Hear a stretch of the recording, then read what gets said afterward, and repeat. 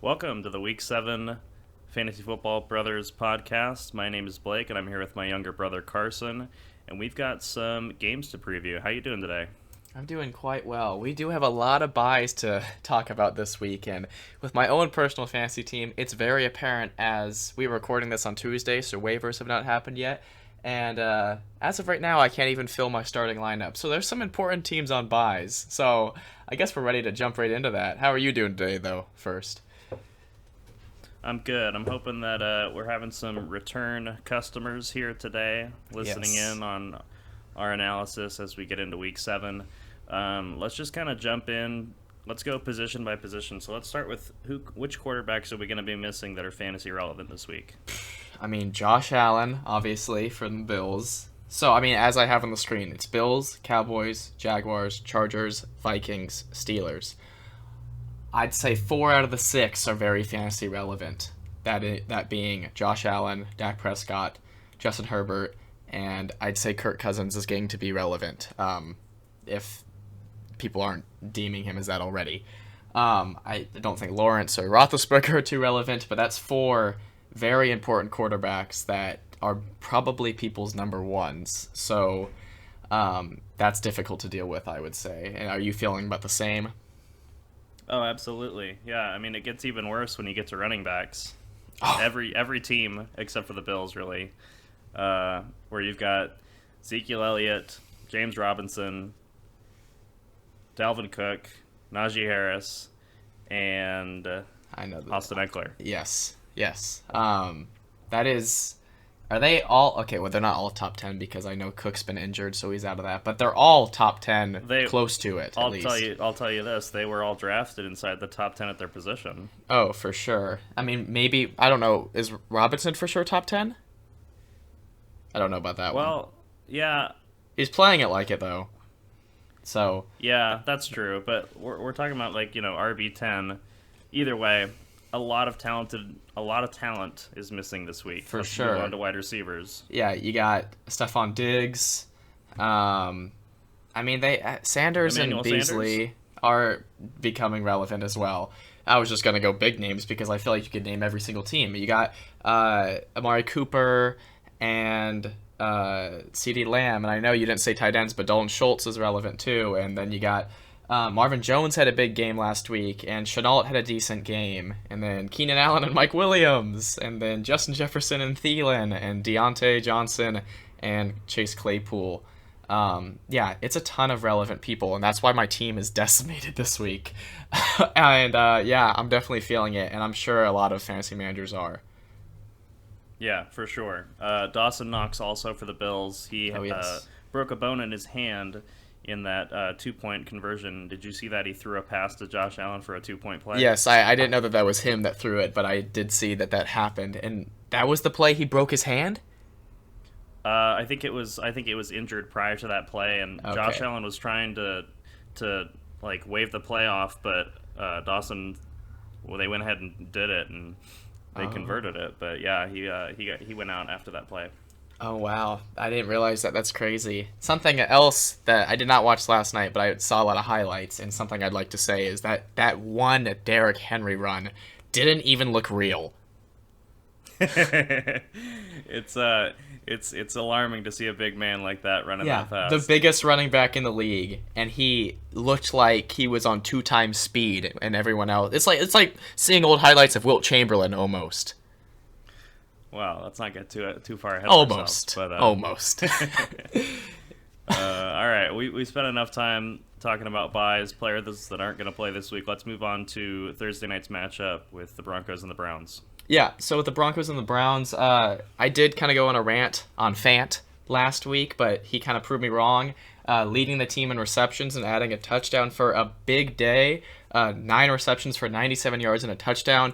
And like I said before, when there's a tight end that isn't even touchdown dependent, like the touchdown was just like the cherry on top of this week. If there's a tight end that is not dependent on touchdowns, you have to roster him in a tight end league. That's just my perspective.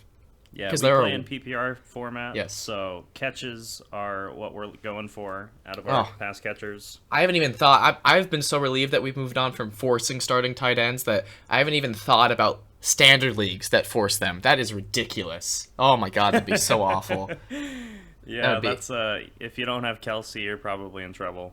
I mean, honestly though, in leagues like that, I don't know if that changes the disparity too much because a lot of tight ends are touchdown dependent anyways, but it just makes their floor even lower. So Yeah. yeah, I can move on from that to Cortland Sutton. I was a little nervous starting him on my own team this week because I was hearing a lot of news about the matchup. I forget the name of the Raiders corner, but it was supposed to be a really bad matchup Casey for Hayward. him. Yeah, it was supposed to be a really bad matchup for him, but he led the team in targets with a season high of 14, and he started the game slow, but he finished great. So far this season, he's either scored single digits or in the 20s, and he's had back-to-back games in the 20s. So I'll ask you, Blake, do you think Sutton has become reliable, or is he still a relatively boom or bust play? Gosh, it's tough to say. I mean, he's definitely a top 25 wide receiver at least on the season. I believe that's correct. But either Yeah. way, I don't know. I don't really have a lot of faith in the Broncos offense. I know that Cortland Sutton is talented, and if anyone's going to do it on that team, especially with Jerry Jeudy out, it will be him. Yeah. I think it's kind of, you got to play the matchups a little bit with him. But you may not have better options. I mean, he's a good player, though. Yeah, I mean, 14 targets is just hard to pass up on. And, like, I'll talk about Tim Patrick later. I don't think Judy's going to be hurt nearly as much as Patrick or Sutton's going to be hurt nearly as much as Patrick with Judy's return, but I'll talk about that a little bit later. With Javonte Williams and Melvin Gordon, they almost had identical stats on both the ground and through the air, which, again, just makes imagine just, taking off the jersey number on the back of the uniform, and it'd be like, who is this? I mean, yeah, effectively. I mean, I'm sure that's probably nice for the Broncos because they have a rookie that's, doing as well as a veteran, so that's good for their future. But as far as fantasy is concerned, it's really bad. Yeah, something that you want to avoid, I think, because, with how those players are being used, it's kind of just, they're limiting each other's ceilings. Yeah. And then Tim Patrick, as I mentioned a little bit before, 3 receptions for 42 yards and a touchdown. So another touchdown did save his day. He's averaging more than 4 receptions a game, and that's his 3rd receiving touchdown this year. But I just don't feel good about him with Judy's imminent return, which Vic Fangio, the head coach of the Broncos, said he's less than 50% right now. So he probably will not play this Thursday, but I feel like week 8, it's pointing towards him returning then, and I just feel like Patrick's value at that point is kind of gone. Do you agree? Yeah, I would say, the extra days coming from a Thursday night game to, I believe they'll play Sunday. I don't think they play primetime next week. Yeah. Or week 8. But anyway, Tim Patrick, yeah, I think, he'll kind of fall back into his traditional role when all of the pass catchers are healthy, which is kind of like their 4th option, probably, after Fant. Yeah, he's been, as far as targets this season, he has been behind Sutton and Fant. And then now Judy's going to be above him too when he comes back. I remember Patrick being kind of like a waiver pickup last year too, just because of his touchdown upside. So I don't think that's really going to go away, but he's going to be like solely reliant on them in the future, and I just don't think that's that great. So I feel like managers should have picked him up already if they hadn't, but his value is probably only for the short term, and by that I mean maybe only this game. Yeah, I'm just thinking also maybe, if Judy gets held out this game and Tim Patrick has another pretty good performance, maybe you try to sell high before people realize what's going on. Yeah, before they realize that Judy's coming back. Yeah, that's probably not a bad idea. Because Yeah, honestly, I mean, just it's worth a try. getting a flex wide receiver out of him would be a win. So I can move on to the Browns real quick. And with news as of today that really wasn't highlighted on because almost all these players that I've written down are dealing with injuries. Kareem Hunt is officially out, and is it 4 to 6 weeks that they're thinking? He's on IR now, right? Yeah, he's been placed on IR, and the timeline that I have seen floating around is 4 to 6 weeks. Okay. And then Nick So, Chubb. a tough loss. Nick Chubb has Tough already loss for been my ruled team. out. Yeah, for sure, since you had Hunt. And this should have been an amazing day for him. He was projected higher than 20, and then unfortunately, injury took him out. And he did decent with the time he had, I guess. But yeah, the injury definitely got rid of the performance he could have had.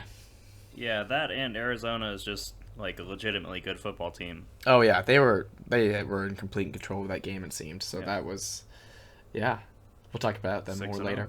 Yes. Yeah, absolutely.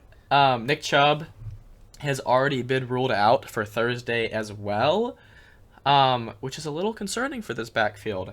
And I mean, so some waiver targets. Dearness Johnson will probably fill in for like the Chubb role, and then Demetric Felton, I think is his name, I guess will fill in for like more of the pass catching back. Those are two guys I'd like to get off waivers, but I definitely don't think Dearness Johnson would fall to me. Maybe I could get the other, but I don't know how too excited I am about getting Felton. But are you feeling? This is gonna be an especially difficult week if you're low on the waiver priority because Yeah. So many players are out, so many fantasy relevant players are out, especially at running back. So yeah, I think Dearness Johnson has a good chance to have the bulk of the carries, and because Dimitri only has 2 carries on the season, Yeah, yeah. so So he's really more of a pass catching role. you can just hope like for you a said. PPR floor, if anything. Yeah, And possibly. I don't remember, is Odell dealing with injury designation going to Thursday? Yeah, I want to say that. Give me a moment. I think that he is kind of up in the air about whether he's going to play or not, based on his Yeah. injury designation. Yeah, as you figure that out, I will say that he did turn it around in this game. He led the team in targets with 5 catches, 79 yards. And Hunt's absence could improve his target share even more. And he had 8 targets, which looks much better than his previous games, and it looks like he's getting back into the swing of things.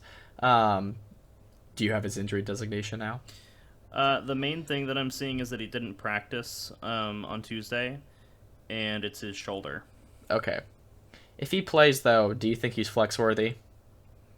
Gosh, I don't know. I mean, OBJ, we talked about it last week. He's really not the player that he was in New York, and I get it. Baker Mayfield's banged up coming into this game. He's going to be doing some pain management based on his injury. Yeah. So, and Denver's defense is not horrible despite their recent losing streak. So, I don't know. If honestly, I'd probably avoid him if I could. Yeah. I I mean, just don't feel very confident in him. this game is really up in the air. He might be forced to start him just because of all the buys, all the players that are on buys we talked about before. But yeah, you don't feel Yeah. amazing about it. And then Jarvis Landry could make his return this week, first time since week 2. So I guess monitor that. I don't think there's a definitive answer on him either. But yeah, keep an eye on him if you have him, because you've probably just been keeping him on your bench or in the IR slot. So yeah, this is an interesting Yeah. time for him to come back with all the injuries they're dealing with. I don't know how much impact he can make, but he's definitely a fantasy relevant player. Yeah, and I think this season, more so than seasons of recent past, the IR slot has really come in handy. Oh, definitely. I feel the same. I'd highly recommend. I would say I think 1 is fine. I don't think doing more than that is really a good idea. But if your league doesn't have them, maybe approach your Yeah, it depends league on the manager. depth of your league. Yeah, But that's yeah, true, too. having that IR slot can really help with holding on to valuable players, but not sacrificing bench depth so much. Yeah. All right, so I think we're ready to move on to the first Sunday matchup, which is Chiefs-Titans. Should be a good one. Yes. So I'll start with Patrick Mahomes, who had a strange day. He put up his most passing yards of the season with 397, but back-to-back games with his fewest passing touchdowns, only 2, as well as his most interceptions, also 2. Both of the interceptions I think were very fluky, if I remember correctly. But again, you're not worried about Mahomes. Like, it would take way more than this to worry about him, and he still ended up having a decent fantasy day just under his projection, so it's not a huge deal. And then with Tyreek Hill, he led the team in receptions and targets, making it 3 straight games with at least 12 targets, and he found the end zone. So a great day for him. Definitely a must-start wide receiver. Same can be said for Travis Kelce, must start tight end, most receptions of the season with 8, and tied with his most targets with 11, um, making his day 8 receptions for 99 yards. And then the last player we'll talk about on the Chiefs, and I'll ask some questions to you about him, is Darrell Williams, who had more rushing attempts than Clyde Edwards-Helaire ever has had in any game he started this season, while also getting 2 rushing touchdowns and 3 receptions. And this backfield is Williams for at least the next 2 weeks, as Clyde Edwards-Helaire isn't eligible to come back until week 9 because he was placed on IR last week. So, do you think that Williams could carve out a bigger role for himself in this offense, even when CEH returns? Absolutely. If you're an owner of a manager of CEH, I think you're nervous about what happens whenever he comes back, because Darrell Williams has taken his job and shown him how it's done. Yes. If he, well, honestly, if Darrell Williams repeats anything like that against the Titans this week, I'd be seriously concerned with how that shakes out their split moving forward. They're not going to completely bench CEH, obviously, but I think that Darrell Williams is going to get a lot more touches than he was prior to Edwards-Helaire's injury. Yeah, he's proving himself, and he has 2 more weeks to do it again. Yeah, and even if he doesn't have another amazing week, I think his role is definitely improved from what it would have been earlier in the season. Just because of this game alone, he showed what he can do. And then with the Titans, Derrick Henry. I was looking at his stats this season, and it's ridiculous. Like, as far he's definitely the fantasy MVP, but do you think, like, is he in the running, no pun intended, for like the league MVP this season? Like, I know it's difficult for running backs to win it, but is he having that type of season? I'm going to look that up while you go over some of his other stats, because I do want to look up when the last running back MVP was. Yeah, it's difficult, but I mean, it seems like he's having a phenomenal season. He's only had 1 game this season under 100 rushing yards. This game, he had 20 carries, which is low for Henry, but 143 rushing yards and 3 rushing touchdowns, with one of those rushing touchdowns being a 76-yard touchdown run, where he had the fastest clock speed of any ball carrier this season at 21.8 miles per hour. If you did not see that play, I would encourage you to look it up, because it's ridiculous how fast he is. Breaks through the hole, and then just a cloud of dust follows him because he's gone. Yeah, he's gone. It's ridiculous. And he had 2 receptions, which he's gotten more receptions. I think more receptions this season than he had all of last season. So the fact that he's adding that to his repertoire is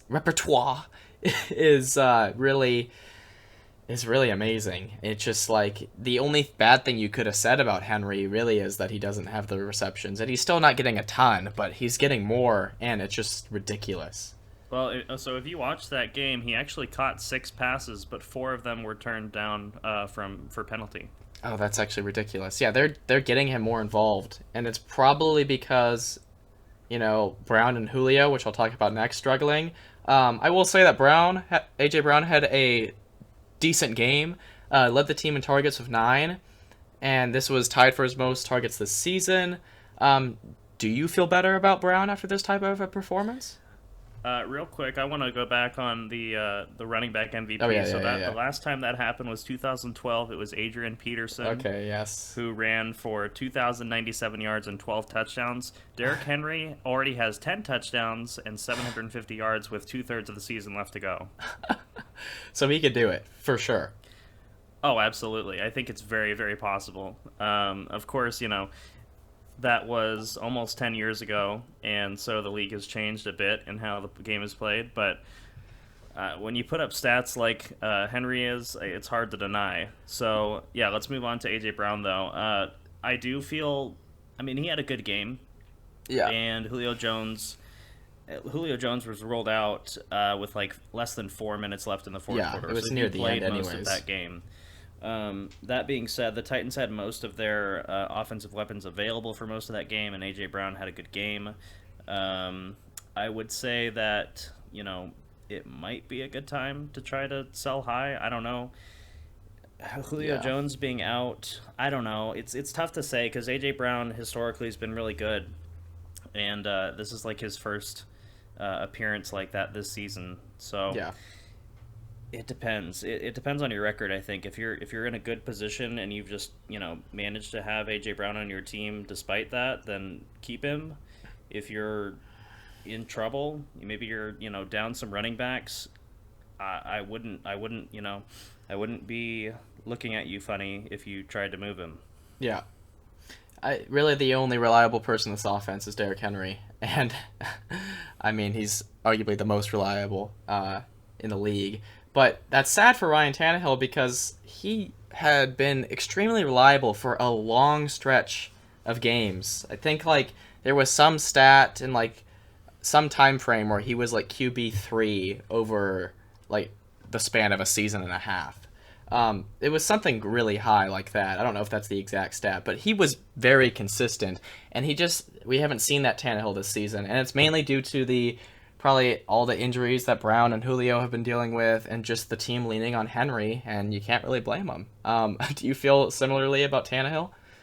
Yeah, I think he's starting to fall outside of that QB1 conversation. I think Yeah. there's other options that are kind of emerging, like Matt Stafford, for instance, that we'll talk about later, Yeah. that are just playing at a higher level and a more consistent level than Tannehill.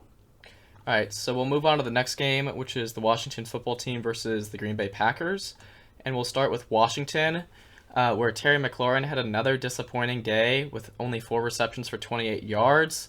In weeks 5 and 6 combined, he was targeted 19 times, but only caught 8 of them, and it only amounted to 74 receiving yards. Do you think fantasy managers should be panicking on McLaurin? Well, McLaurin is very talented. I think that, with Antonio Gibson banged up, they're probably going to have to pass the ball even more than they already have been. And I know that Heineke's been a bit difficult to watch the past few weeks. But Terry McLaurin is the number one in their offense. I think you gotta keep rolling him out, and I think the Packers defense doesn't scare you so much. Yeah. I think he can bounce back. And I know I said that last week, but he's just too talented to bench at this point. Yeah, you can't bench him, and if you do, he'll probably end up being like Robert Woods in Week 5. But we can talk more about him later. Yeah. Antonio Gibson is next. He's currently questionable because he was ruled out he returned to the game in week 6, but he was battling injury. So his stats are kind of misleading. He actually had a better day in week 6 as far as yards per carry, but week 5 he had much more points because I think he found the end zone twice. But it seems like Gibson is becoming touchdown dependent, and that's really unfortunate because he was like a end of the first round RB, like top 10 RB tier going into draft night, and I don't feel really super comfortable if he was on my team and he was my RB1. Yeah, I mean that's all I have to say about it. Do you have anything bad? So when you look at his stats, he's only rushed for 20 times twice this season. Yeah. And otherwise it's been 13, 12, 14, 10. And he hasn't rushed over 90 yards. He hasn't rushed over 70 yards other than one time. So, yeah, I would say that, with his limited passing game usage, he is pretty touchdown dependent. And he's only got 3 touchdowns on the season, 2 in one game. Yeah. And we'll move on to J.D. McKissick, which is, if he's not rostered by a team in your league, he's probably near the top of the waivers as far as players you should go after. He was actually a more efficient runner than Gibson, where he rushed for 45 yards on 8 carries. And he also led the team in receptions and targets, having 8 receptions for 65 yards. I believe he had 10 targets. So he had an amazing day, and he's probably carving out a bigger role in this offense, at least.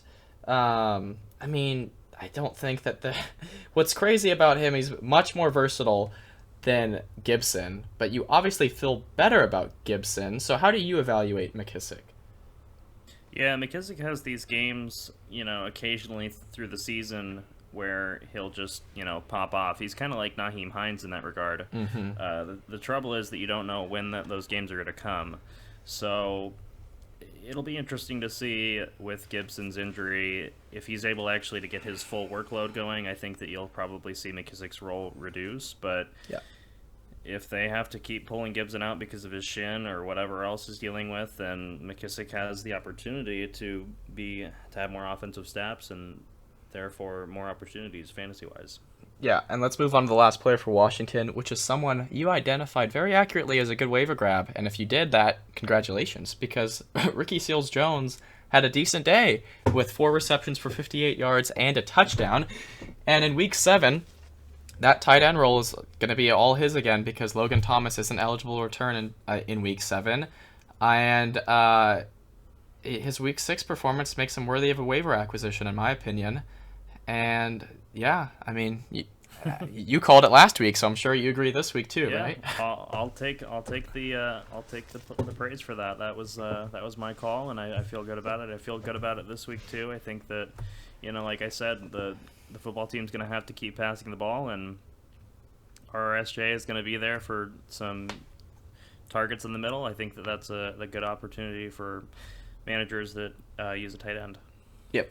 And then moving on to the Packers, we have Devontae Adams, who was tied for the most targets on the Packers for Week 6, but that only amounted to 5, but that's really because Aaron Rodgers only threw the ball 23 times. It was an off week for Adams, but he's a must-start, so you're not worried about him.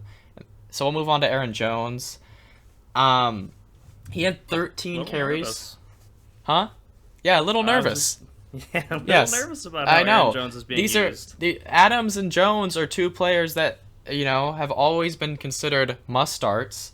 And, a game that was underwhelming for Adams, I'm not concerned, but a game that really wasn't even that underwhelming for Jones, but just the way they're using A.J. Dillon makes you worried about him. I think that Aaron Jones had 13 carries. I believe A.J. Dillon had 11. Yes, it reminds me of when Jamal Williams was there a few years ago. Yes, I saw a Matthew Berry tweet because he always would say free Aaron Jones, and then they traded Williams, and then so they thought he was free. But now I saw a tweet just the other day. It was like, do we need a free Aaron Jones again? Yeah, AJ Dillon is definitely, he's creeping in on those carries. Like, Aaron Jones is still probably the guy you want in the passing game, but I think, did Dillon get any catches this week? I'm not sure. I think he was just rushing. Yeah, I'll look that up. But yeah, it's a little concerning. I'd be a little nervous about it. Yeah, Dillon had 0 receptions this week, but he had 4 last week. But I mean, it's not like there's a reality where when they're both healthy, Dillon's going to overtake Jones, because Jones still had a good game. It's just he's I guess giving him some competition, which I guess proves it just kind of limits his ceiling. Yeah, and it proves Dillon's value, I guess, as a handcuff, seeing that he's getting it done. And then if he had the backfield to his own, he'd be great too. And so I mean, you're a little worried about Jones. I mean, you're not benching him, but it's definitely something to monitor, and it could potentially, if he has another big game, he could be a sell high just because his ceiling is like creeping downwards. All right, so we're not benching this Aaron, but what about Aaron Rodgers? Yes. 195 yards for 2 touchdowns? I mean, yards add up in points. Yeah, and he only threw the ball 23 times. He completed 17 out of 23, which is very good, I would say. And he only threw 2 touchdowns, but he added 1 on the ground. I mean, if he's your QB1, I don't think you're really panicking, because he still has a decent floor other than his week 1 performance. But I mean, you'd like to see him, throwing the ball more, because just his completion percentage shows that he's bounced back from week 1. He's just not having monster games like he did last season. So I would still say, I feel I'm fine starting him. I'm not excited about it, but I know that he'll most likely be fine. Be near around 20 or so. So do you feel similarly about it? Yeah, 20 points, you mean? Yes. Yeah. And especially with this week, we talked about all the quarterbacks you'll be missing. I think he's going to be, borderline top 5. Yeah. Oh, yeah, for sure. That's true.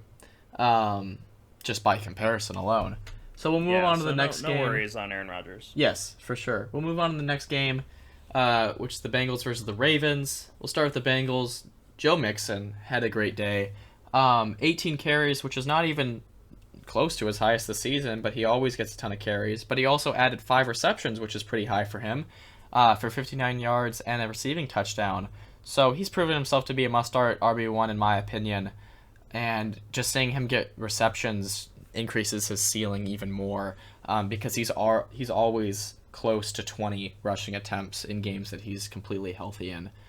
And then with Jamar Chase, he was part of a 3-way tie for most targets in this offense, that being 6 of them. He caught 4 of them for 97 yards. He has yet to score single digits this season, which makes you feel good about his floor. I don't think you feel amazing about 4 receptions, but 97 yards is very good. And then the reason I don't feel great about that is because a different player on the same team, T. Higgins, had the same amount of targets, but he caught 1 less and had much fewer yards, so he had 3 receptions for 44 yards. And, I mean, I think he's proving to be flex-worthy still. He's getting back in the swing of this offense after coming back from injury. It just seems like he's becoming more touchdown-dependent. This could have just been an off game for him. But I'll move on to another wide receiver that I know you roster, so I'll ask you. Tyler Boyd had 1 reception for 7 yards. Can Tyler Boyd bounce back? Well, you talk about T. Higgins being flex-worthy. I think that Tyler Boyd is unworthy of being in your flex. Yeah. I am very disappointed in him this season so far. I don't really know. I don't know where it comes from, because he had all last season with Burrow to have build up some chemistry, and I realized that Jamar Chase was Burrow's former teammate, and that there's a pre-existing relationship there, but it's like Tyler Boyd has just been like, he's getting ghosted by him. Yeah. He's just not getting looked at, and it's very concerning from someone who manages Boyd. Yeah. I'm going to do my best this week to keep him out of my lineup, and I would recommend that others do the same until something changes.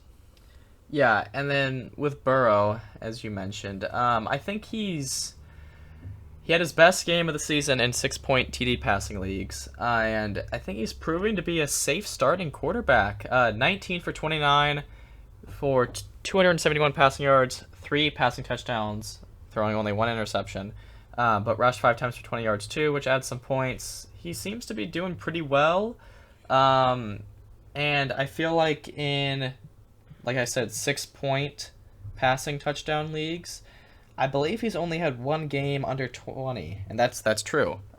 So He's are you QB ranked 12 in our league. Yeah, in our he's scoring format. I'd say he's becoming a low-end QB1. Yeah, I mean, probably a pretty good option on this many buys. I think he's inside the top 10, possibly. Yeah, definitely. So we'll move on to the Ravens. And it was a surprisingly dominant display for the Ravens against the Chargers. I was very surprised, to the point where Lamar Jackson was benched because they were winning so badly. And I'll talk about that more later. But Mark Andrews, as far as a fantasy day, he was the only beneficiary, having 5 receptions for 68 yards and a touchdown. So he's proving to be a must-start tight end, just because of how involved he is in this offense. But Lamar Jackson, I guess he didn't need to do it all on his own, because he threw 19 for 27, 167 yards, 1 touchdown, 2 interceptions, which isn't great, 8 rushing attempts, it was not even a lot for him, but 51 rushing yards. Only threw the ball 27 times, and the team had a total of 38 rushing attempts across 6 different players. I'll ask you a question after I'm done with Marquise Brown that kind of relates to Jackson too. So with Hollywood Brown, he had 2 very strong performances in weeks 4 and 5, but he didn't get many receiving yards in this game, tied for his lowest amount of targets this season. He only caught the ball 4 times for 35 yards. So now I'll ask you, what do you make of the Ravens players for fantasy production, and will the Bengals be more of a challenge for them than the Chargers were? So I think that in terms of more of a challenge, they are in the same division, I'm pretty certain. Yes, I think that's true. And yeah, I'm not really great with the divisions, but I am pretty certain that's the case. So division matchups are usually pretty hard fought. We didn't really mention it in the Thursday matchup because they're not in the same division, so never mind. For some reason, I thought they were playing the Raiders. Anyway, yeah, I think that honestly, I'm not worried about Marquise Brown. Like, he gets a lot of looks in that offense, and he's a big play. He's a big play guy, so I'm not worried about it. I think that Lamar Jackson, he didn't have that great of a game passing, but they didn't need it because they were just dominating the Chargers. I think it was a very uncharacteristic performance from Los Angeles, rather. Yeah. And I'm just living in the past, thinking about years ago. But yeah, I think that Baltimore will have a fine production against the Bengals and not really worry about it. Yeah. So we'll move on to the next game, with the Panthers versus the Giants. And I'll say DJ Moore had his most targets in the entire season with 13, but this was his second worst fantasy performance of the season. And he even had a fumble, I believe, because with my math, he must have, because it doesn't add up. He must have had a -2 in there somewhere. But he only caught 5 of his 13 targets for 73 yards, which is not bad, but just not a great game for him for what you're expecting for someone that is, a wide receiver 1 with how he's been playing this season. He's regressed since his Week 4 performance, but I would argue that's mainly due to Sam Darnold, and we'll talk about that more later. But are you personally worried about DJ Moore as being deemed as a wide receiver 1? Well, I'm not. I can't recall if we discussed this on the podcast or off air, but DJ Moore, I was a little skeptical about him finishing as a wide receiver 1. Yeah. I think he certainly has the talent. It's about opportunities, and Sam Darnold has been rough the last 2 weeks. Yeah. Just under 400 passing yards combined. Yeah. In those past 2 weeks.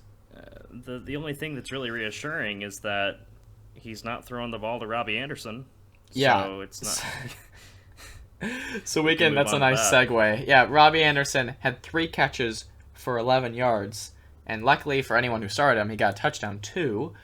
But he's extremely touchdown dependent, and it's kind of surprising because he was kind of a sleeper last season with how well he was doing under the radar, and it's surprising to me. Him and Darnold, former teammates, but I mean, he's only had 1 game more than 3 receptions this entire season. And, yeah, just not great for him. And I guess that makes you feel better about Moore, but, geez, bad for Anderson. He might have been a sleeper last year, but it's past his bedtime this year. Yeah. I think it's time that you drop him. Yeah, I do think you have to. I mean, he's only had 2 games in double digits, and both of them were because of touchdowns. Yeah, I think he's definitely drop-worthy. Sam Darnold, oh my god. 17 pass completions on 41 passing attempts. He had the same amount of completions. That sounds bad. Is that what's the math on that? That sounds bad. That's awful. That's less than 50%. Yikes. He had the same amount of completions as Rodgers, but threw the ball 18 more times. If that puts in perspective. Sounds bad. Yeah. So better than Week 5, but still very mediocre. He had a big rush, which helped, and he's had a lot of rushing touchdowns in the past, but he didn't get one this game. But I mean, he seems to be able to get some big runs when the opportunity arises, so that's good. But I feel like he'll bounce back against the Giants. I mean, he had kind of back-to-back difficult matchups, if I'm remembering them correctly, with the Vikings in Week 6 and the Eagles. I mean, they're a fine defense, I guess, but he just had a horrible game. Yeah, the Eagles, he threw 3 interceptions. He's had. I saw a stat during the game that said he threw 0 interceptions while McCaffrey was playing, and I think 7 without him. Yeah. So I don't know. That doesn't really translate necessarily because they're playing different positions, but. The reality is that Sam Darnold's kind of been on a bad stretch these last 2 weeks, and he's going to get up against the Giants that don't really scare you, so maybe there's a good opportunity for him to bounce back. The Giants are allowing a lot of points to opposing QBs, but It's just something that, we were talking about Darnold being a top 10, top 12 quarterback, and Yeah, he's kind of slipping out of that conversation for through sure. I no mean, fault other than his own. yeah, if you have Darnold, I don't think you feel comfortable starting him this week, but you're just hoping that he bounces back to show that he still has his value. I think that's the best you Some can hope people might for. not have a better option, though, with all the That's bye true. weeks. That's true. So I think if you don't have an option, I do think this is a better matchup. So that should be fine. But yeah, I mean, you don't You feel don't feel great good about it. Yeah. about weeks 5 and 6 because weeks 1 through 4 he was proven to be very reliable. So I mean, you're just hoping he goes back to that. And then Chuba Hubbard, he's undisputably. I said indisputably in the notes. I don't think that's a word. He's undisputably the RB1 of this offense with McCaffrey out, and I'd say he's a very safe flex play as long as McCaffrey is out. And I'll move on to the Giants because I feel almost exactly the same as Devontae Booker. Um, Saquon is not ruled out for week 7, correct? I don't think he is. Not officially that I know. Yeah, but if Barkley ends up being out, Booker, just like I feel with Hubbard, is a safe flex play. He had a decent day, even when the Giants were getting blown out by the Rams. 12 rushing attempts for 41 yards and 4 catches for 28 yards. So he's getting the workload. So I think he's a safe flex play. And then you got a ton of injuries on this Giants team with Saquon being up in the air if he's playing. Galladay, I think he has an injury designation but not been ruled out. Kadarius Toney has been ruled out this week, correct? Yes, that is correct. Yeah, and then Sterling Shepard took advantage of all these injuries last week, and he led the team in targets with 14 and did very well picking up the slack for the rest of the team. He had 10 receptions for 76 yards. So I'll ask you, do you think this is a legit performance for Shepard or just a fluke due to the lack of other options caused by injuries?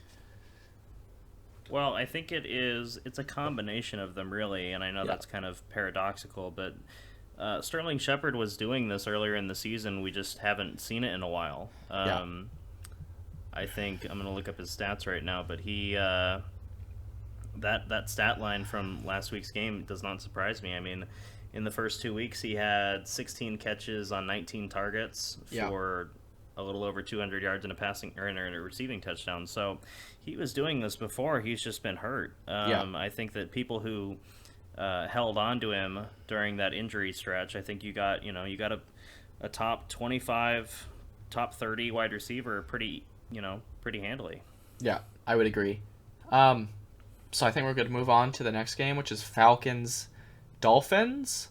So the Falcons were on bye I last noticed, week. Yeah, you didn't mention anything about Daniel Jones, but he's been terrible too the last 2 weeks. Oh, I yeah. know that part of that has been injury, but I don't know. I mean, it might just be it might be a running game. It might be maybe it's a chance for both quarterbacks to bounce back. We'll have to wait and see. Yeah, I mean, he started the season somewhat strong. I feel like I was starting to feel better about Darnold than I was about Jones, but Jones also has had a similar trajectory as Darnold. So yeah, honestly, I feel He hasn't thrown a similarly. touchdown in the last 2 weeks. Yeah, I mean, he's doing even worse than Darnold, I'd say. And then the team's dealing with more injuries. So I mean, I mean, I guess you hope he bounces back, but I don't think. What is his roster percentage? I doubt it's super high. I mean, maybe for leagues that have 2 QBs, you'd be rostering him, but he's rostered in just under. I didn't mean to derail us. We can move on. No, he's rostered in just under half. So I feel like he'll bounce back, but he's had 2 bad games, and yeah, he did start the season strong though. Yeah, so Falcons-Dolphins. Falcons were on bye last week, and I'm pulling their stats from their London matchup. And yeah, Calvin Ridley is practicing again, coming back from some personal issue. He's the undisputed wide receiver 1. He's the undisputed wide receiver 1 for this team, and he was an undisputed wide receiver 1 as far as his value going into draft night. But he hasn't been anything special, but he's been reliable. Double-digit targets in every single game he's played in the season, except for week 1, is reassuring. And he's back practicing. I know you have Ridley, Blake. Do you still feel pretty comfortable? I do. He's certainly not performed up to expectations from what he set last season. Yeah. But I will say this: the double-digit targets, and he's caught at least 5 passes every game he's played. So Yes. he's got a really good floor. They're playing the Dolphins, and I think they will still be without at least one of their corners. So, I mean, we'll see. He's a talented wide receiver. I'm not worried about him. He's Yeah. just not really performing up to expectations. But you still starting him, and I think you feel okay about it. Yeah, I agree. But on the other hand, Kyle Pitts had a huge game and kind of a make or break performance because he wasn't doing super well before this game. But he exploded for 9 receptions on 119 yards and a touchdown. And I guess he proved his hype going into the season. He led the team in targets of 10. I expect him to regress a bit, but I feel like he's proven himself to have at least a double-digit floor just because of the receptions he should be getting. So this reminds me a little bit more of Kadarius Toney, because that game where he had that stat line was without Russell Gage and without Calvin Ridley. Yeah. And it was the Jets, I want to say. Is that right? Yeah, I think They're that's playing true. the Jets. So I'm not sold off this one performance. Honestly, if I were a manager of Kyle Pitts, I probably would have tried to sell high, even though he was going into a bye the following Agreed. week. He will definitely regress from that performance. Yeah, so with the Falcons pass catchers at full health, I think that, he really was nothing special prior to that game. That was literally, like you said, a make or break, because he was the only guy that had a pulse seemingly on that offense. Yes. So, I don't know. I think we'll see. I'm not super confident about starting him, but it's the Dolphins, so Yeah. whatever. I mean, someone else that had a pulse, though, and it's still crazy to even think that he's becoming a reliable player, is Cordell Patterson. He's the definition of a dual-threat player. He had 1 more carry than Mike Davis. Before this game, the most carries he ever had was 7, and in this game he had 14 carries, 1 more than Mike Davis. And he had the second most targets in the passing game, where he caught 7 of his 9 targets. And he didn't even need a touchdown this game to return 18.4 points in full PPR leagues. But do you still expect him to regress, Blake? Yeah. Sorry, I was just going to say, I think this is an example of Patterson, earning his spot in the offense, and kind of Atlanta recognizing what they have in him and kind of dialing back some of what Mike Davis has been doing in this past game, at least. So, yeah, I think Cordell Patterson, he's definitely earned it. Like, it's not as though he's getting in this position because of injury or anything. Mike Davis has been healthy, he just hasn't been very good. Yeah, I mean, you don't average 20.4 points after 5 games and call it a fluke. You can't write him off completely. But do you still expect him to regress a bit, or is he like a high-end RB2? Well, we've talked about how the pace at which he's scoring touchdowns, you can't maintain it. So from that perspective, yeah, he's going to slow down a little bit, but I think you're right in that he will, because of his passing game usage, he's going to remain probably an RB2 rest of season with, especially if Mike Davis's role keeps decreasing. Yeah. And then speaking of Mike Davis, he had his first rushing touchdown of the season, but he was out carried by Patterson, which doesn't make you feel good about him. And he only had 2 receptions, so it's not like he makes up any ground there. So I say you're pretty nervous about him. He's had double digits every week, but I don't feel comfortable at his future outlook because of all the stuff we've said about Patterson. Yeah, I think Mike Davis, considering where you probably drafted him, is probably a bust. Mm-hmm. And I think that kind of that allows us to segue into Myles Gaskin and the Dolphins. Yeah, oh my God. You were right about not kicking yourself for benching him in week 5, because he had 7 touches between running and catching. That's right, 5 carries for 9 yards. Yeah, for a total of 14 yards. That's awful. He was out-carried by Salvon Ahmed and had the same amount of carries as Malcolm Brown, and wasn't involved in the passing game, which is where he had like his big week in week 5. So I think it's safe to say that week 5 was definitely a fluke, just because of all their injuries. Yes, agreed. He went from 31.9 to 3.4.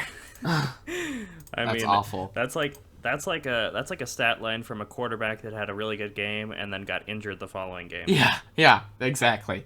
Yeah, that's in ridiculous. like the first quarter. Yeah, that's bad. Two players that had a great game, though, in London in Week 6 would be Mike Gesicki, Yeah, who had Gesicki. 8 receptions for 115 yards. Second most targets for the Dolphins at 9. Second most targets for Gesicki this season. I mean, I would say he's definitely a must-start tight end at this point. I mean, you know how I always say non-touchdown dependent tight ends are pretty much must-start, and I think that that's true for him too. Yeah, it's difficult to say though, just because this game was played without Devontae Parker and Will Fuller. Yes. So they're it's kind of going back to Kadarius Toney, that they're having people fill in, like kind of pick up the slack, but it's too soon to say whether he's a legit tight end. And a legit tight end's hard to come by. Yeah. As long as Parker and Fuller are out, yeah, I feel good about playing him because they use him a lot. But I'll be interested to see when those two are back, how his role shakes out. For sure. And then Jalen Waddle led the team in targets of 13 and had a very strong day where he had 10 receptions for 70 yards and 2 touchdowns. Does this prove that Tua's absence was the main reason for Waddle underperforming in weeks 4 and 5? It's possible. I mean, I'm drawing a blank on his name. What was the guy's, the quarterback's name? Tua? No, you always do that. The other one. Oh, I we don't did know. this last week too. I have no idea. Great. Oh, So, no, Jacoby Brissett, right? yeah, right, Brissett. He's not very relevant, so I can't keep him in my head. Yes. But yeah, he was okay. Tua's obviously better, and the interesting thing is that Waddle is having these high reception games and low receiving yard games all in one. Yeah. Just a few weeks ago, he had, 12 or 14 catches for like 60 yards. Yeah. Yeah, 12 catches for 58 yards. So he has a very peculiar usage. He's kind of like a running back with how they're using him in the passing game, like short yardage plays. But I mean, obviously flex worthy, and you're happy that he found the end zone twice. I think that he's sure. gonna be pretty reliable. He's gonna be more reliable, I'd say, with Tua in the lineup than with Brissett. Definitely. And with Devontae Parker, monitor his injury status because I don't believe he's been ruled out, and should make his return in Week 7. He's been good for at least 7 targets in each of the games he's played this season, and to his return should only improve his fantasy outlook, in my opinion. And we've already talked about him a little bit. Yeah, so I think he'll be fine. And the next game, Jets-Patriots. The Jets were on bye last week. I'd say the only players that are relevant are Corey Davis and Michael Carter. Davis has only had 1 game this season below 7 targets. Should continue to see a high target share, but I mean, you don't feel good about Zach Wilson at quarterback. And Michael Carter had a decent week in Week 5. And he's trending towards having at least double-digit carries. So, but do you feel good starting any Jets player in fantasy? Maybe the kicker. Maybe the kicker. I think is it Jason Myers? Yeah, that sounds I can't right. look in our league. We don't have kickers. But yeah, honestly, I was just gonna say start the Patriots defense because I think that Zach Wilson, and it's a division game. I think Zach Wilson throws a couple more interceptions. I don't believe in that guy yet. And besides Corey Davis, I mean, the other one. I don't know why I'm having such a hard time with names today. Oh, but Crowder? Yeah, Jamison Crowder. Thank you. Yeah. Those two guys are the pass catchers you want in this offense, but you don't really want them so much as you probably have to play them with buys this week if you find yourself with no better options. I'm sticking with playing the Patriots defense and this not being a very close matchup between the two. Yeah, agreed. And we can move on to the Patriots because they have more relevant players. Damian Harris had a second 100-plus rushing yard game this season, and his third game with a rushing touchdown. He had 18 carries for 101 yards and a touchdown. He only caught the ball once, but that's not really the player he is, being in the receiving game. But, I mean, you feel good about his rushing floor. And do you believe that Harris has become a safe flex play? Yeah, I wish I'd played him in flex last week. He would have won me my matchup single-handedly since Tyler Boyd screwed me. But besides that, we actually have the unique opportunity to compare their stats because the Jets, they've already played the Jets once this season. So last time they played the Jets in week 2, he rushed the ball for 16 times and 62 yards and a touchdown. I mean, those are pretty good flex numbers. That's 13.4 points. Yeah, that's a very solid game.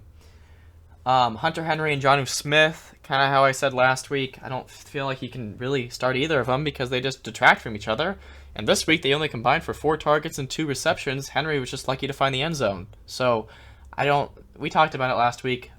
I think they detract from each other's value just because this offense values both of them, and I just don't see one of them going away. But, I mean, this wasn't a game where they had much production, just Henry got in the end zone. And then with Jacoby Myers. Oh, breaking news. Oh, let's hear it. Jacoby Myers caught a pass in the end zone. Let's go. Yeah.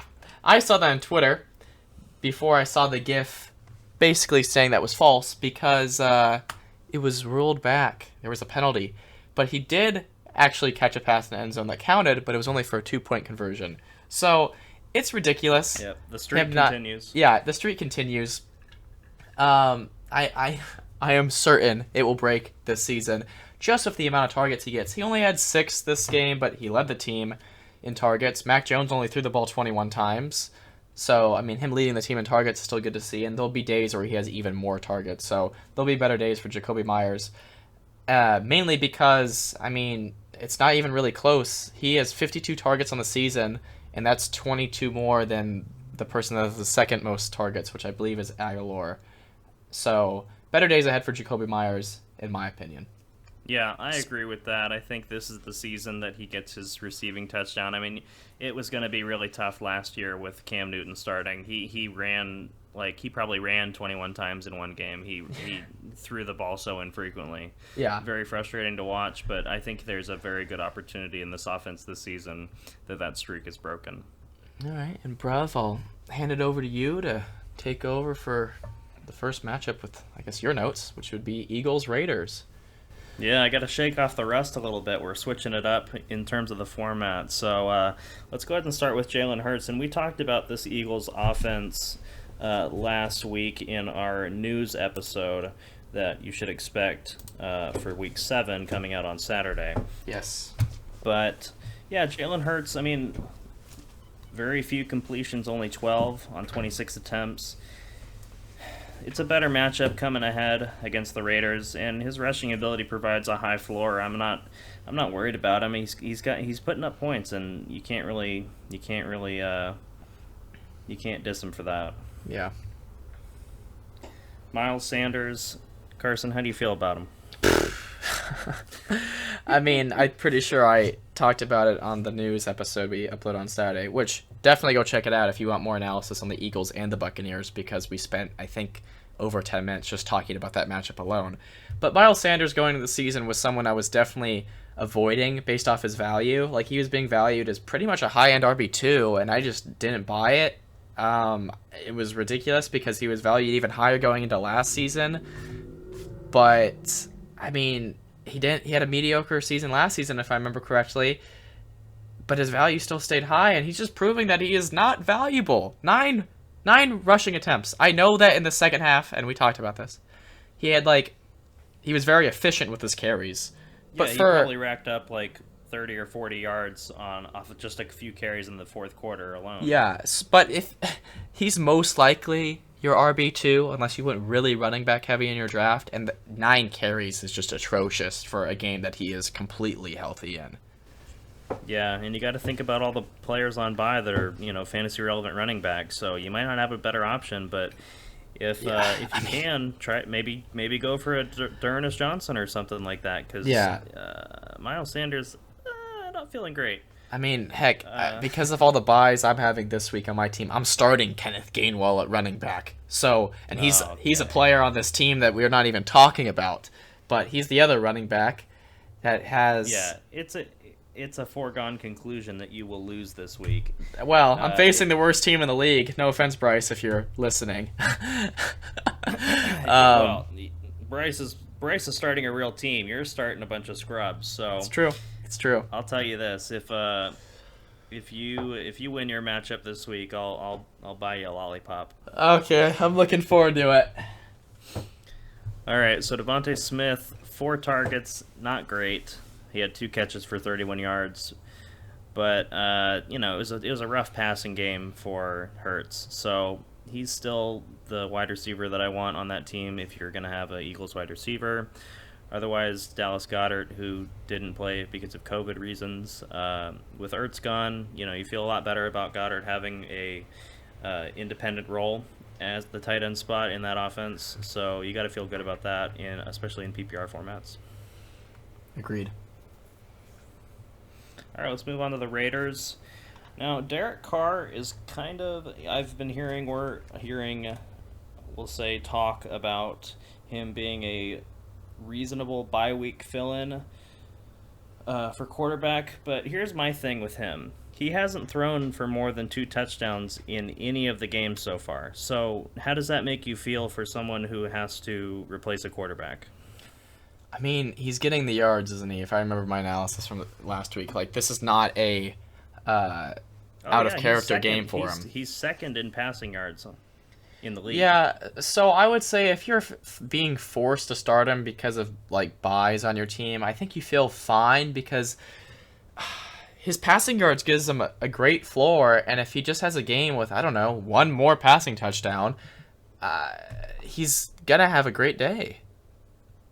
Yeah, the trouble is that it hasn't come yet, and it's been 6 weeks. But Yeah, I mean he's I will say very this. consistent though. Hasn't it been 2 in every single game?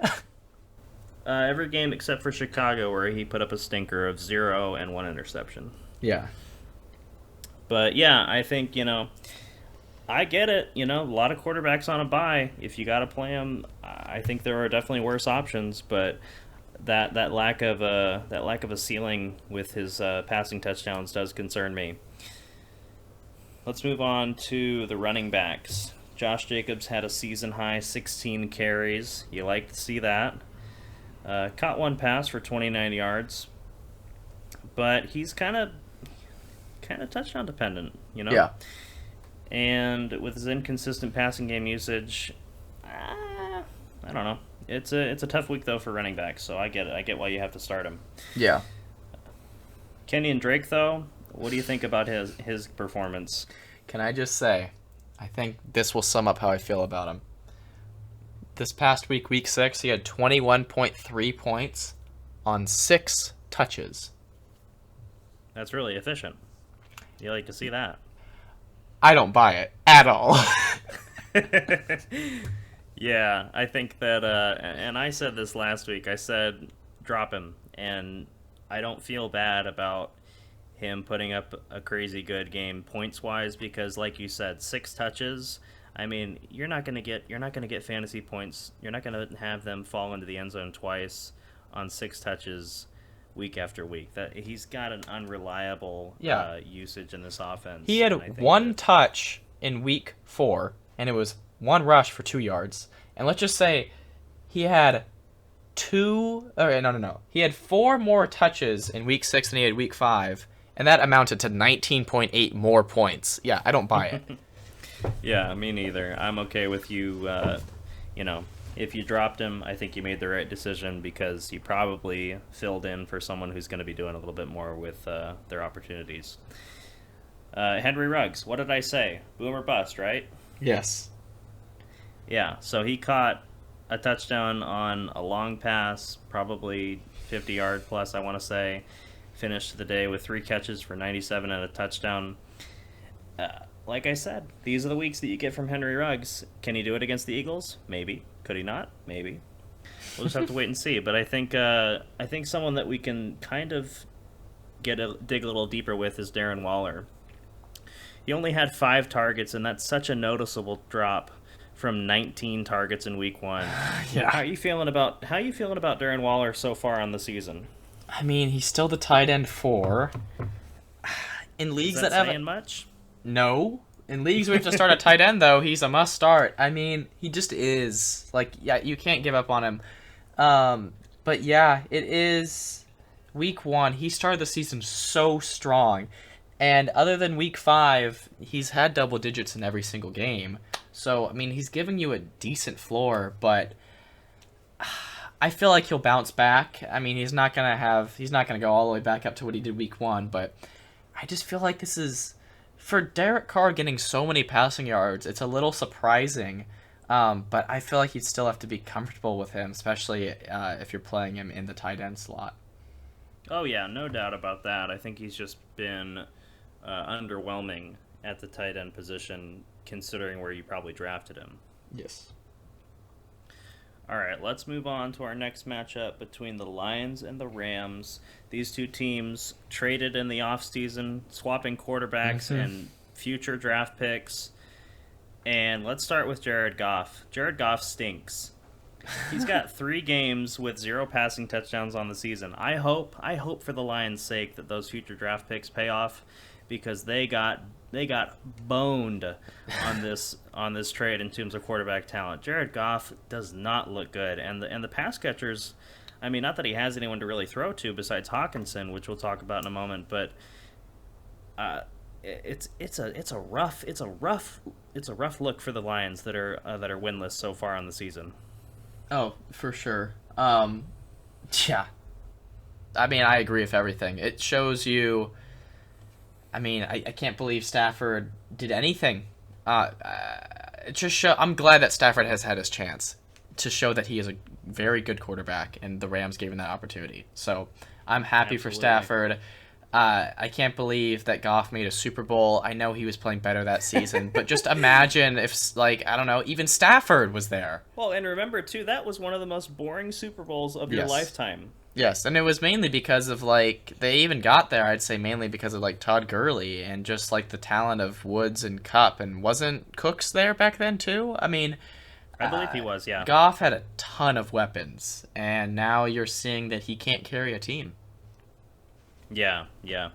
It's a rough time if you're a Detroit fan, but let's move on to a player that has kind of risen amongst the garbage, which is DeAndre Swift. Yeah, not a very impressive stat line by any means, but he still got you, I believe, 17.5 fantasy points, 13 carries for 24 yards and a touchdown, 5 catches. That's where all of his value really comes from, for 43 yards. Yeah, I mean, for PPR, he's valuable, but again, I don't think I'll ever buy Swift's production. I mean, come on. He was lucky to find the end zone on a rush, but less than 2 yards per carry, like, that's just sad. Yeah, it's not ideal, I'll tell you that. I will say, if when DeAndre Swift becomes a free agent, because hopefully the Lions do him a favor and don't like franchise tag him and keep him there, but if he's in a legit offense, this guy could be really, really good. Yeah, I mean, he certainly has the versatility. I cannot deny that. Yeah, let's move on to Hawkinson, who had 8 catches for 74 yards. He kind of showed up, and I think he's been kind of quiet the last few weeks, besides weeks 1 and 2, where he just had a really hot start. This was his first double-digit performance in 4 weeks, and and I know that goes back to your Fant rant about how tight ends are unreliable and just, you don't like to play them, so I get it. But 11 targets in this game. He still hasn't scored since week 2, found the end zone. And the reality, like we said, with Jared Goff lacking in receiving weapons, no other tight end or wide receiver had over 37 receiving yards this game. Yeah. So, I mean, that's why he has such a good floor. I mean, at least he should have. Yeah, when Jared Goff isn't throwing to the wrong team, he's just dumping it off to players, his own teammates, for just pennies, just Yeah. nothing. All right, let's move on to a more positive note here, where we got some real fantasy studs. Matthew Stafford, 22 for 28 on passing, 251 yards, 4 passing touchdowns, 1 interception, so not perfect. But I think against his former team, I think Stafford lights them up. I agree.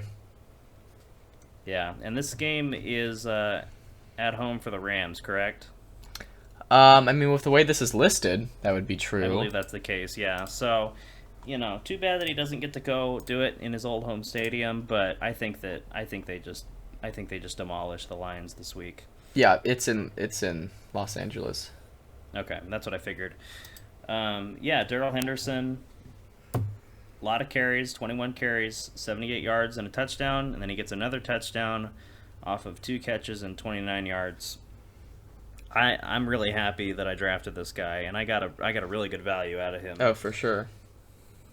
Sony Michel did get 9 carries for 42 yards, but he's still the clear backup for Henderson. I'm not worried. I'm not so worried as I was last week about their split. How do you feel about that? Yeah, I don't think you can be worried about Darrell Henderson at all. And I mean, Sony Michel has value just because he's being somewhat efficient with his carries. But yeah, he's just, I feel like at this point, just a good handcuff, nothing more. Yeah, agreed with that. How about Cooper Kupp? 9 catches for 130 yards and 2 touchdowns. This dude, I think he really has a serious chance to finish wide receiver 1 on the season. Yeah, he does. I just wish he could share more with Robert Woods, and you'll get onto that in a second.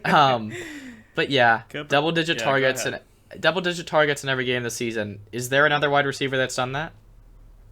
I don't know. Don't think I've seen it. I'm not certain of that. I would have to do some digging, but I think that... Would it be Ridley? Or he had 8 in week 1, I think. Yeah. Otherwise Ridley. But he's played fewer games than Kupp. Kupp is so good this year. Yeah. He's got 2 touchdowns in half the games he's played so far, 3 of 6.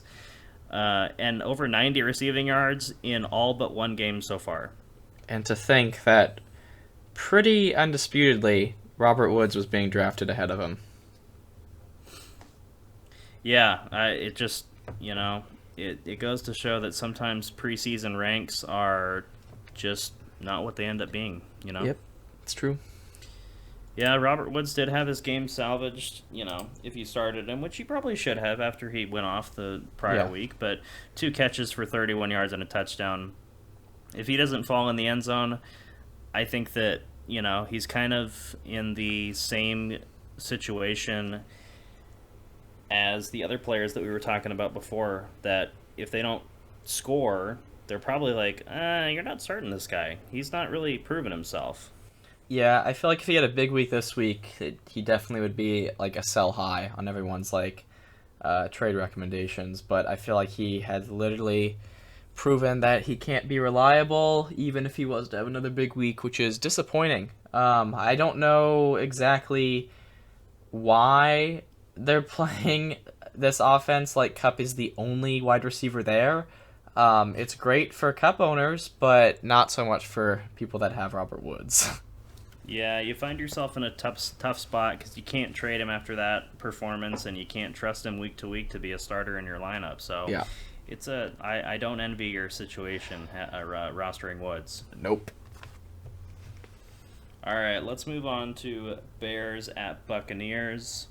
Justin Fields, man, I want this guy to be good. I think that he's got there was potential for the Patriots to draft him over the offseason. Yeah. And I was excited about that prospect. But now that I have seen what Mac Jones can do, and their careers are far from over, but I feel good about Mac Jones. But back to Justin Fields, 16 for 27, under 200 passing yards for 1 passing touchdown and 1 interception, 6 carries for 43 yards. That keeps his floor at a decent place, but the passing game is lacking, and it's hurting these receivers that desperately need help as it is. Yeah, I would say it's good to see him get more passing attempts, but Yeah, I don't. As far as starting him in fantasy, I mean, you're not. But, I mean, Yeah. him just getting more passing attempts could salvage the wide receivers that you'll talk more about later. Yeah, I'm going to go ahead and jump over Khalil Herbert for a moment and just cover that real quickly. Allen Robinson and Darnell Mooney both had, very similar stat lines besides Mooney finding the end zone. 7 and 8 targets, respectively.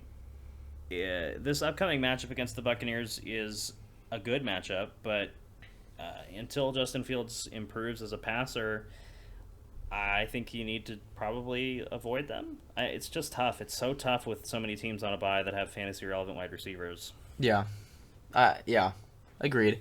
I mean, if Mooney isn't rostered in your, I still think he's a valuable player to get off the He's waivers. If worth he's, adding. Yeah, yeah, he's worth adding for sure because if Fields develops or Andy Dalton returns or whatever happens with that quarterback situation there, if it improves, I think he's a valuable player because he has talent and he's already scored a few touchdowns. I want to say. yeah, and I mean, honestly, I hope that Fields can bounce back and next season, Allen Robinson's value, he's already super underrated. And if Fields, if they end the season somewhat strongly, Robinson could be a steal next season, but you're just not liking him right in this moment.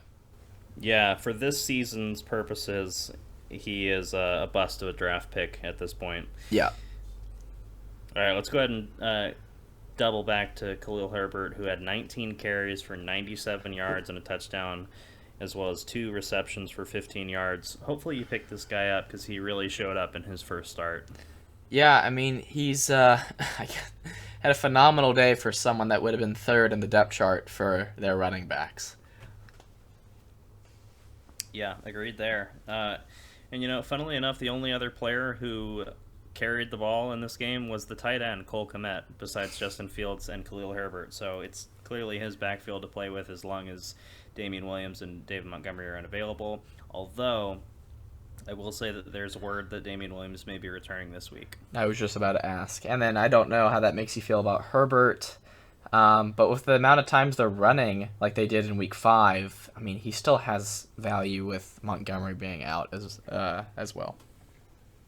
Yeah, it just might be something that it was fun while it lasted. We'll see if it Yeah. continues. If Damian Williams returns, it might be a much more risky play there, especially against the Buccaneers' run defense, which is, as we know, very legit.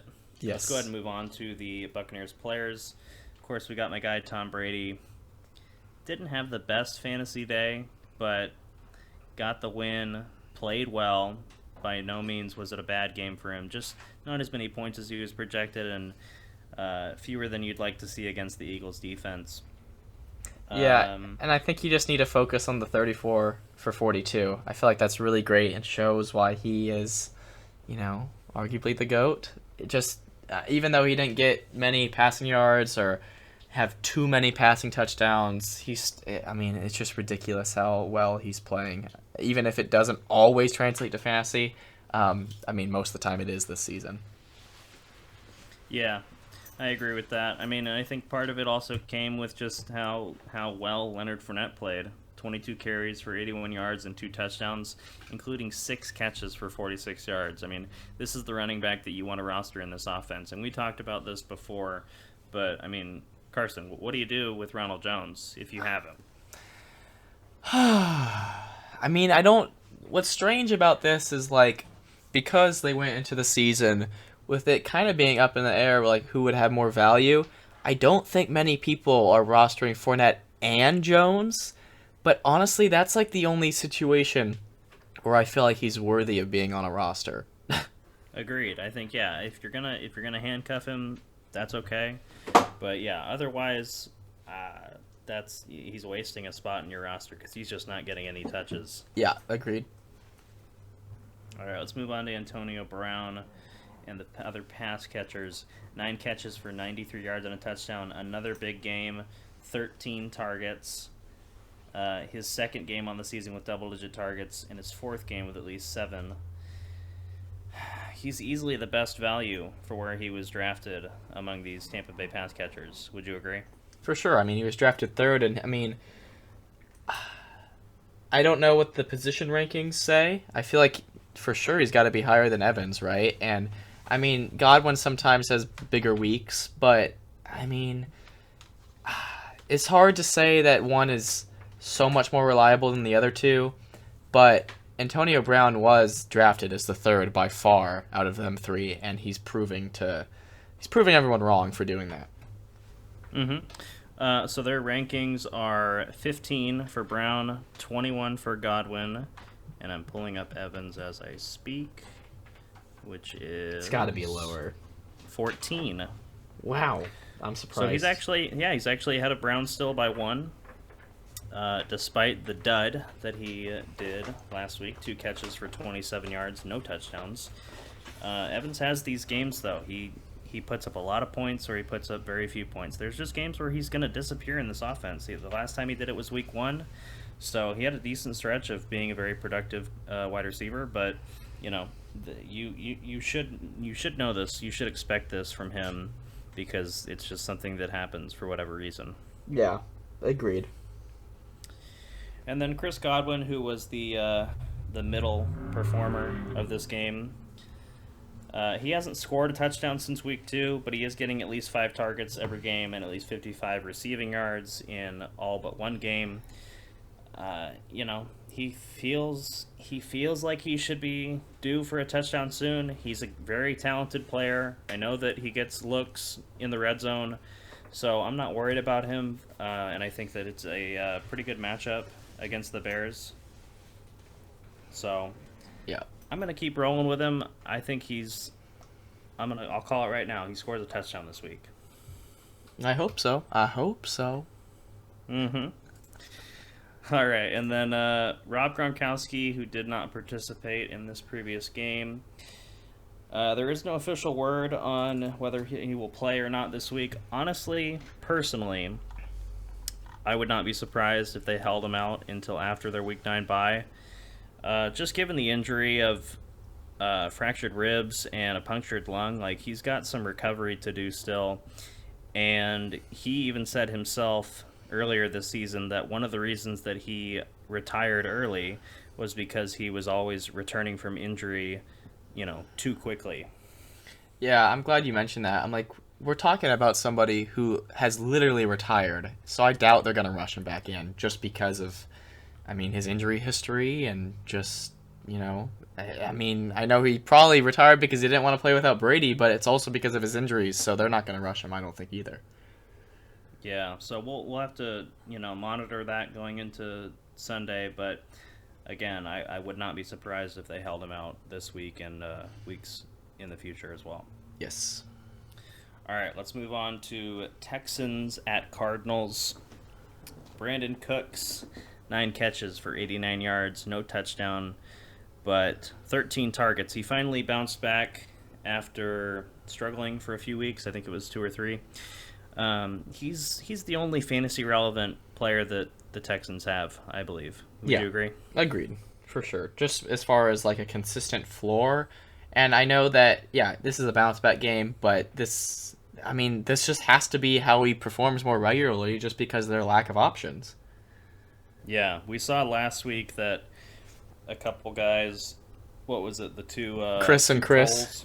Chris, right? The two Chris's that showed up and had good games, but more often than not, you can expect Brandon Cooks to put up pretty good fantasy numbers in this offense. Yes. And then I want to quickly note that Mark Ingram did have 18 carries, 73 yards, didn't have a touchdown, but with the way that backfield is, I mean, that backfield is comprised of Mark Ingram, Phillip Lindsay, David Johnson. I mean, those are all, like, 4 years ago, those are all, well, maybe not Phillip Lindsay, I don't know if he was around by then, but either way. Yeah. Talented running backs. So they're going to continue to use those guys, just kind of like who has the hot hand. I wouldn't guarantee, you can't guarantee that Mark Ingram leads in carries week after week. And, I mean, Phillip Lindsay had 7 carries. So yeah. It's a timeshare that you just don't really want any part of. Yeah, and then like the order you named them, Ingram, Lindsay, and Johnson, I mean, that was like That's the reverse of what everyone thought their order would be going into the season. So it's just too unpredictable. Yeah, agreed there. Let's move on to the Cardinals. Kyler Murray looked really good without the head coach there. 20, 20 completions on 30 attempts for 229 and 4 TDs. The offense looked good. They were moving the ball around a lot. 3 different players got a touchdown. AJ Green, Christian Kirk, and DeAndre Hopkins twice. DeAndre Hopkins, those 2 touchdowns saved his day. He only had 3 catches for 55 yards. And 4 targets for Hopkins. How are you feeling about Hopkins so far this season? It's been really weird. I mean, for sure. I just feel like it's probably because they have enough options. I don't know how you don't, feed DeAndre Hopkins just with how great of a wide receiver he is. But, I mean, through the season, there was a stretch where weeks 3 through 5, Murray only threw 3 passing touchdowns. So, and seeing him have 4 this game, even with his lowest passing yards, I think is reassuring for DeAndre Hopkins. Just because he should be catching touchdowns for this team, but 4 targets is scary. But I don't know. I think that this offense just gets it done. And even if the stat line isn't pretty, I feel like Hopkins should still be fine. Yeah, the reality is that he has only had 1 single-digit performance. Otherwise, it's been 10 or 15 plus every week. Yeah. He's got 3 20-plus point games I'm seeing here, but Yeah. regardless, I just, for some reason, he's feeling more touchdown dependent than I remember him being in the past, and I think maybe that does have something to do with what you said, with how many options the Cardinals have, and Yes. and going off of that, they just acquired Zach Ertz, Yeah. And that adds even so more that's options. one more mouth to feed. Yeah. So I'm not panicked on Hopkins. Obviously, the 2 touchdowns saved him, and he had very few targets, but I mean, I don't know. I'm a little nervous, I guess, but Yeah. the talent is still there, so we'll see. I think he gets more targets this week. I agree. Anyway, let's move on to the running backs quickly. James Conner. So Chase Edmonds was banged up. He did miss a good portion of this game, and that allowed James Conner to rack up some rushing attempts. But otherwise, I mean, it was just it was just how the game was going. The Cardinals were up big most of the time, and he's still a tight end. He's still a touchdown dependent flex with 8.1 points on 17 touches. I mean, that's not great. Yeah, definitely. AJ Green, 6 targets every game except for week 5. He had 5 catches for 79 yards and a touchdown, and then pretty much his mirror, his statistical mirror, Christian Kirk, 5 catches for 75 yards and a touchdown. His 8 targets ties his season high, but he still feels like the lowest on the totem pole, along with Rondale Moore. I think that's kind of beginning to become more apparent that AJ Green is probably the wide receiver that you want if it's not DeAndre Hopkins in this offense. Would you agree with that? Yeah, I would agree. And I feel like you're going to go on to say this with Ertz discussion, but you just don't feel confident. And even seeing Hopkins only get 4 targets, but I mean, you got to stick with Hopkins. But I mean, Green had a good day. And like you said, there was a point in the season where Rondale Moore had the most targets in this offense. So yeah, I think just by default, Kirk has to be the lowest. Yeah, I think so too. And then, yeah, we did mention Zach Ertz got traded to this team. They're making a push for the Super Bowl, and I think that they have a serious chance. I mean, they're undefeated going into closing out the first third of the season. We'll see how much play Zach Ertz gets this week, just because he's probably still learning the playbook and getting accustomed to how things are run there. So we'll see. I don't think you probably shouldn't start him this first week. I'd be a little nervous to do that going into a new offense, but I mean, and there aren't too many tight end relevant players on a bye. Just really Dawson Knox and Dalton Schultz. So I don't know. You might not have another option necessarily, but what do you think about that? Yeah, I mean, you're not starting him this week. I mean, not completely sure on what his roster percentage is, but he's definitely an interesting ad going into this, high octane offense. But again, that could detract from him because there's so many mouths to feed. But Yeah, it that's could my concern. revitalize his career, too. It really could. It really could be either way. It's Yeah, too soon to say. and just you know, regardless of the Earth's discussion, like I'd love to see the Cardinals in the Super Bowl. I feel like that'd be awesome just to see Kyler Murray lead this team all the way there. Yeah, definitely exciting to say the least. All right, let's move on to the primetime matchup of the Colts at the 49ers. So, Carson Wentz, not a very accurate passing game, but he managed to not turn the ball over. He had 11 completions on 20 attempts for 223 yards and 2 touchdowns. How are you feeling about Carson Wentz going into this game against the 49ers?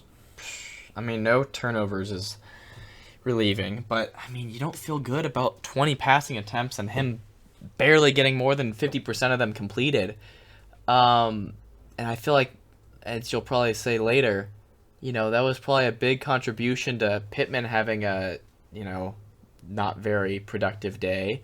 But, I mean, at the start of that game, he was just, like, slinging it to Hilton. I don't know what caused him to slow down, but he was looking good at one point, like, very good. Ty left that game Yes. Early, I think with a quad injury. But, yeah, he's got some kind of beef with the Texans that that just, it continues to show itself even in his advanced age. Yeah, so I think the real reason that there were so few pass attempts was because they just dominated this game on the ground. I mean, Jonathan Taylor had his third straight 20-plus point performance, and he's got 150 yards from scrimmage in back-to-back weeks. He had 145 on the ground, 2 touchdowns, and a catch for 13 yards. Is it time to sell high on Jonathan Taylor? Oof. Maybe.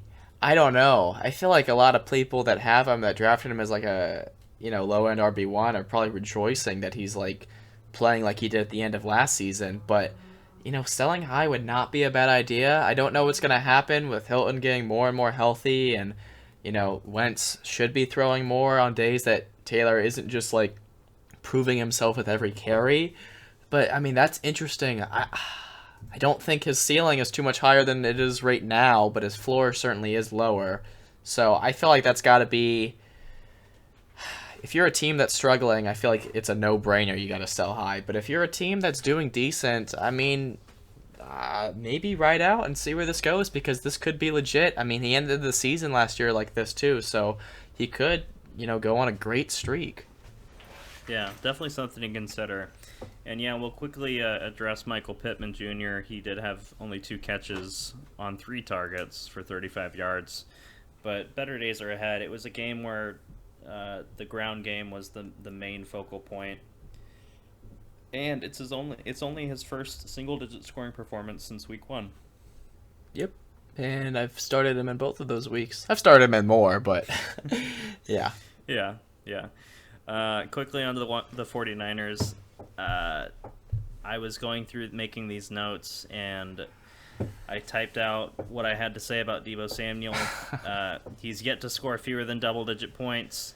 He's got at least 8 targets in every game, 10-plus in 3 of the 5 games, and at least a carry in 4 of 5 games. Yeah. But after that, I was going to type out something for Kittle, and then I remembered he's on IR. There are no other 49ers you want to be playing.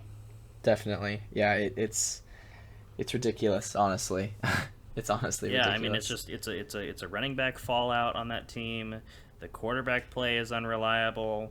It's really just Deebo Samuel, and then we'll see with George Kittle returning from IR, hopefully in the future, how he does. But yeah, Deebo Samuel's the only guy that you can really start in that offense. Yeah, I mean, maybe. I mean, you're not starting him this week, but I just feel like it's got to be a fluke that Ayuk is doing so poorly. But, I mean, you're not starting him this week. But I expect him to maybe bounce back a little bit, but it's been so strange, honestly. Yeah, agreed. His usage has been just just like almost non-existent up until this point. Yes. All right, let's move on to the final matchup. And again, when I was going through the notes prior to this morning, I was typing out all this stuff about, hey, maybe Michael Thomas is coming back, but I just read this morning that he's still multiple weeks away from returning. I saw that too. And that like when I read that, I was like, why am I just now hearing about this after the bye? Like, yeah, that's very strange. It was really disconcerting to me to read that and to see, because I drafted him, and so I've been holding him this whole time. Fortunately, I'm 5-1, so I can't complain too much. But for people like, I think that in a lot of leagues, don't be surprised if you see Michael Thomas on the waiver wire because of this. How many players are on a bye this week? Oh, certainly for teams that are struggling. I mean, it needs to be a team that's doing as well as yours has this season to even want to. I mean, luckily he's been in your IR spot, correct? Yes. So that makes more sense. But in leagues that don't have an IR spot and you're struggling, yeah, I don't blame you for moving on because you need to get some wins. Yeah, it's just really disappointing because I was like pretty certain going into this week that this is going to be the first week that we were going to see him. That let's get away from that though, because I've been talking about it too much already. Jameis Winston, 279 passing yards for 4 TDs and an interception against the Washington football team back in Week 5. I think that the Seahawks, they give up a lot of points through the air.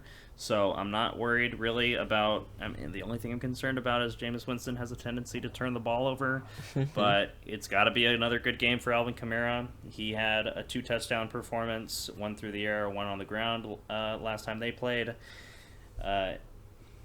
Managers will be very happy to have him in a week where they're probably, they could be missing another running back on their roster potentially with how many are missing. For sure. And then Marquez Callaway, like. I get it. He caught 2 touchdowns, and we were just talking about DeAndre Hopkins, but this guy is not DeAndre Hopkins. No. 4 catches for 85 yards and 2 touchdowns on a season high, 8 targets. He was wide receiver 43 going into the bye. Jeez. That's ridiculous. That is not very good for someone who, going into the preseason, was like, oh man, Michael Thomas isn't going to be around, so this guy, take a flyer on this guy. He may be an absolute stud. He's been a dud. So it's tough. I think really if you're starting a Saints player, it's probably Kamara, and that's probably it. Yeah, I agree. And then when Michael Thomas returns eventually, it's even less likely to work out for Callaway, so I'm okay with dropping him, especially on this week with so many players to fill in.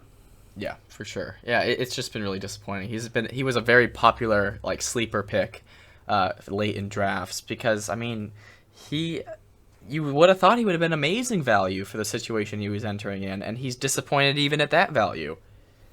Yeah, I will say if there's probably better options out on the waiver wire. I know it's a good matchup against the Seahawks, but he just hasn't gotten it done, and they've played other teams that are equally inefficient at stopping the pass. So I'm okay with you dropping him. Yeah. All right, then let's move on lastly to the Seahawks. This one hurts. I'm just going to start with it right off the bat. Tyler Lockett, man, what's going on with him? Mm-hmm. He's got the same number of targets as DK, but he only had 2 catches for 35 yards. He's scored single digits in 3 of the last 4 games. Is it time to panic on Tyler Lockett? I would say so. It's so difficult with Tyler Lockett because he'll always just prove you wrong. Like he could have 40 plus this game. I hope he does. Yeah, that'd be amazing for you. But then he has games like this. So, I don't feel comfortable starting him. Like we said with buys, with all the relevant players that are out. You might be forced into it, and I feel like he's definitely a tough player to bench just because he can really hurt you for what he could do. Yeah, I know. I traded for him earlier in the season, and fortunately, that I think that trade has still worked in my favor because it involved CEH, who hasn't played in a while. Yeah. But yeah, I don't understand what's going on. I don't like what I'm seeing, but he's got to turn it around at some point because the talent is there. Yes. Let's move on to his teammate DK Metcalf, who continues to put up points despite the change in quarterback. He had 6 catches for 58 yards. This is only his second game without a touchdown on the season, and that's a lot of points, that Yeah. he's putting up there. I will say Geno Smith spread the ball around. 10 players registered a catch in this game, but he only threw for 1 passing touchdown. He's definitely not Russell Wilson, and he did not take advantage of the Steelers' weak secondary like he should have. The Saints are a tougher matchup in terms of their secondary, their defense, their pass rush, just all around.